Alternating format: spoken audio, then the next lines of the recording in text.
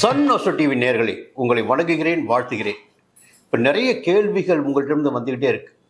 நான் வாரப்பலன் பேசினாலும் சரி, உங்கள் கேள்வி தான் நிறைய வருது.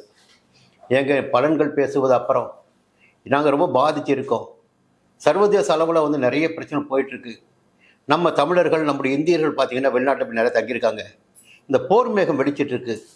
இது என்ன ஆகும்? எங்களுடைய வாழ்க்கையில் மாறுமா, இல்லை சங்கடத்துக்கு ஆளாகுமா, இல்லை மறுபடியும் இங்கே நாங்கள் சங்கடமா படத்தாகணுமா? இப்படி நிறைய கேள்விகள் இருந்துருக்கு. இப்போது என்னுடைய பதிவுகளை தொடர்ந்து பார்த்துட்டு வரீங்கள்ல, நான் பேசிக்கொண்டு வருவதையும் பார்த்துட்டு வருவீங்க. என்னை தனி பதிவுகளும் சில பேர் பார்த்துட்டு இருப்பீங்க. என்னை பின்பற்றி வருபவர்களுக்கு நான் சொல்லியிருக்கின்ற பதிவு உங்களுக்கு தெரியும். இந்த கடந்த கொரோனா காலத்தில் தனுசு ராசிக்குள்ள 5 கிரகங்கள் சஞ்சாரம் பண்ணாங்க. அப்போ ஒரு பெரிய பூகம்பம் கிளம்புச்சு. என்ன கிளம்புச்சுன்னா, அந்த கடந்த பிறகு சில தகவலை சொன்னாங்க. அப்போ மக்கள் என்ன கேட்டாங்கன்னா, ஏங்க முதல்ல சொல்லியிருக்கிறாங்களே, இதை நான் கொஞ்சம் எச்சரிக்கையாக இருந்திருப்பேன்னாங்க. இப்போ நான் என்ன பண்ணேன்னா, இந்த 22ஆம் தேதிக்கு முன்னாடி ஒரு 10-20 நாள் முன்னாடி தகவல் ஒன்று போட்டேன். என்ன போட்டேன்னா, இது கும்பராசிங்க. கும்பராசி இந்த இடம், அந்த இடத்துல போய் 6 கிரகங்கள் சஞ்சரிக்கிறார்கள். யார்? சூரியன், சனி, ராகு, இப்படி ஒரு 6 கிரகங்கள் சஞ்சரிக்கிறாங்க. புதன், சுக்கிரன், இப்படி 6 கிரகம் சஞ்சரிக்கிறாங்க. இந்த 6 கிரகங்களும் பார்த்தீங்கன்னா 6 பேருக்கும் 6 விதமான காரகத்துவங்கள் இருக்குது. அது நம்முடைய தமிழகத்திற்கு பார்த்தீங்கன்னா 8வது இடம். அப்போது இந்தியாவிற்கு பார்த்தா 2வது இடம். ஒரு பதட்டமான சூழ்நிலை நம்மகிட்ட வரும். தமிழக அரசியல் களத்தில் நிறைய மாற்றங்கள் நிகழும். 22 3ஆம் தேதிக்கு பிறகு, 2ஆம் தேதி பிறகு 22/2 முதல் தமிழக அரசியல் களத்தில் எதிர்பாராத மாற்றங்கள் நிகழும். நிறைய குழப்பங்கள் ஏற்பட சொல்லியிருந்தேன். இப்போ சில தம்பிகள் என்கிட்ட பேசிட்டு இருக்காங்க. சார், நீங்கள் போட்ட பதிவு மாதிரியே நிறையா போயிட்டுருக்கு. இப்போ எதிர்பார்க்காத ஒரு விஷயம், தேமுதிக திமுக போனது, ஓபிஎஸ் திமுக போனது, இப்போ விஜய் அவமானப்பட்டு கொண்டு இருப்பது, இதெல்லாம் பார்த்தீங்கன்னா நீங்கள் எந்த விதம் சொன்னீங்களோ அது போலவே தமிழக அரசியல் காலம் மாறி இருக்கு. இதற்கு மேலாக இந்த 6 கிரகங்களுடைய சேர்க்கை பார்த்தீங்கன்னா சர்வதேச அளவில் ஒரு போரை கொண்டு நிப்பாட்டிருக்கு. அது எந்த நேரத்தில் என்ன நடக்கணும் யாருக்குமே தெரியாது. இப்படி ஒரு மோசமான சூழ்நிலை உலக அளவில் இருக்குது. இது யாருக்கு நிம்மதியை கொடுக்கும், என்ன பிரச்சனை உண்டாக்கும், இல்லை நீங்கள் கேட்டுக்கிட்டு இருக்கீங்க. இதுக்கு ஒரே காரணம் இந்த 6 கிரக சேர்க்கைகள் மட்டும்தான். இதில் பார்த்தீங்கன்னா இப்போ தான் 2 நாட்களுக்கு முன்னால் தான் பார்த்தீங்கன்னா 6ஆம் தேதி, மார்ச் மாதம் 6ஆம் தேதி சனி பகவான், ஆயுள்காரங்களான சனி பகவான் கும்பராசியை விட்டு மினுது போயிருக்கார். இன்னொரு தகவல் பார்த்தீங்கன்னா, அடுத்த ஒரு விஷயம் பேச வேண்டியது, மார்ச் மாதம் 14ஆம் தேதி வரை சூரியன் அங்கே தாங்க இருப்பார். எங்கே இருப்பார்? கும்பராசிக்குள்ளே தான் இருப்பார். இப்போது போர் நடந்துக்கிட்டே இருக்கும், ஒரு பதட்டம் இருந்துக்கிட்டே இருக்கும், கொஞ்சம் தணிவது போல ஒரு தோட்டம் இருந்துக்கிட்டு இருக்கும். ஏப்ரல் மாதம் 1ஆம் தேதி வரை செவ்வாய் ராகுவோடு சேர்ந்து இருப்பார். நல்லா புரிஞ்சுக்கிடுங்க. அப்போது இந்த ராகு செவ்வாய் காம்பினேஷன், சூரியன், இதில் ஒரு பதட்டத்தையும் ஒரு பயத்தையும் ஏற்படுத்தி கொண்டிருக்கு. சரி, எப்போதான் ஒரு நல்ல நிலைமை வரும்னு பார்த்தீங்கன்னா, அதற்கும் ஒரு நாள் இருக்குது, சொல்லிடுறேன் உங்களுக்கு. இந்த மார்ச் மாதம் 17ஆம் தேதி, மார்ச் மாதம் 17ஆம் தேதி மிதுன ராசிக்குள் சஞ்சரித்து கொண்டிருக்கின்ற குரு பகவான் வக்ர நிவர்த்தி ஆகிறார். வக்ர நிவர்த்தி ஆகின்ற குருவினுடைய பார்வை ராகுவின் மீதும் அங்கே சஞ்சரித்து கொண்டிருக்கின்ற செவ்வாயின் மீதும் பதிய போகிறது. அப்போ இந்த நிலை, கடுமையான நிலை, நமக்கு ஒரு மாற்றத்தை ஏற்படுத்தி கொடுக்கும், ஒரு நல்ல மாற்றத்தை ஏற்படுத்தி கொடுக்கும்.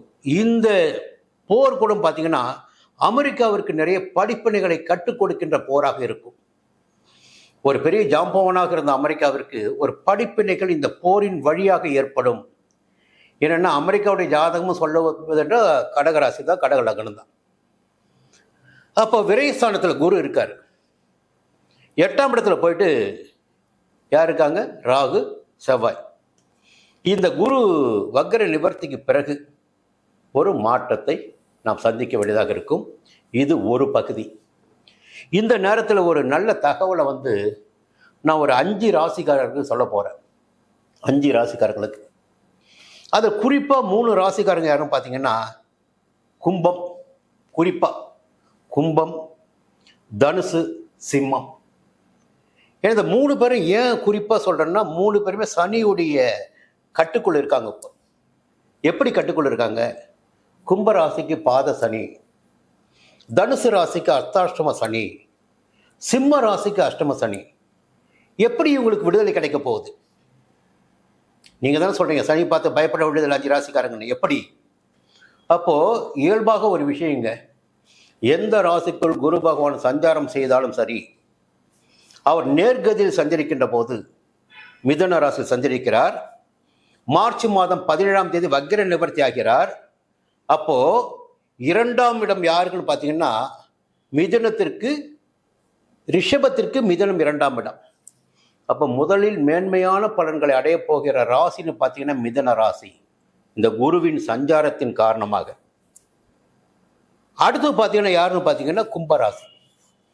எப்படி கும்பராசிக்கு அவர் சஞ்சரிக்கின்ற இடம் 5ஆம் இடம். கும்பராசிக்கு 5ஆம் இடம், மிதுனம் கும்பராசிக்கு 5ஆம் இடம்.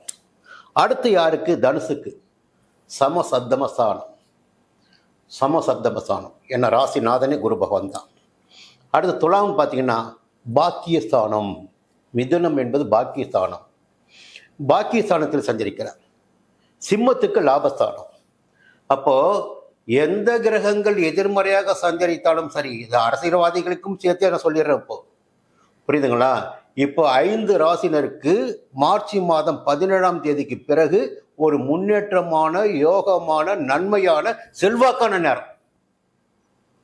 புரியுதுங்களா? இன்னொரு விஷயத்த சொல்ல போனா, இந்த பார்வையை பற்றி சொல்லவும் இல்லை.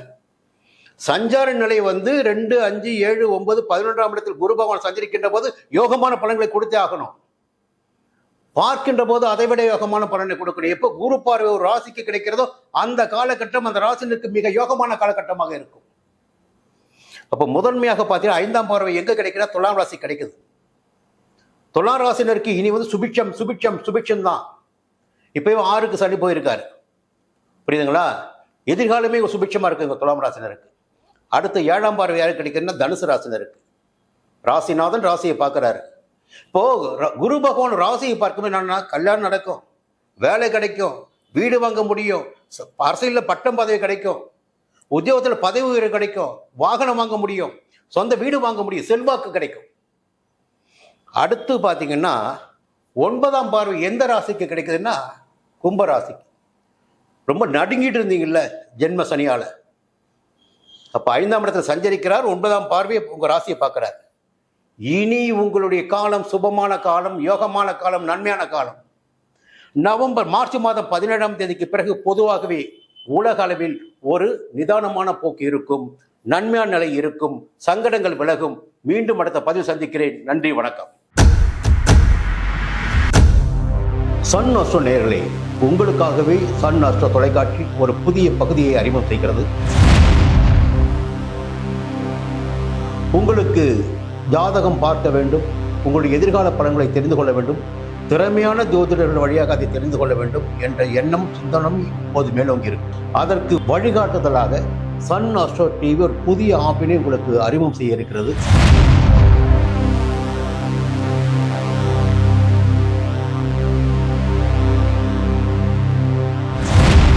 நேரடியாக நீங்கள் தொடர்பு கொண்டு உங்களுடைய சந்தேகங்களை கேட்கலாம், ஜாதக பலன்களை அறியலாம், எதிர்காலத்தை துல்லியமாக தெரிந்து கொள்ளலாம். அந்த அளவிற்கு ஒரு புதிய ஆப்பினை பிரபலமான ஜோதிடர்களை வைத்து சன் அஸ்ட்ரோ தொலைக்காட்சி விரைவில் தொடங்கிட இருக்கிறது. அதற்கு உங்களுடைய ஒத்துழைப்பினை வழக்கம் போல் எதிர்பார்க்கிறேன். மீண்டும் அது பற்றிய விரிவான தகவலை உங்களுடன் பகிர்ந்து கொள்வேன். அதுவரை உங்களிடம் விடைபெறுகிறேன். நன்றி, வணக்கம்.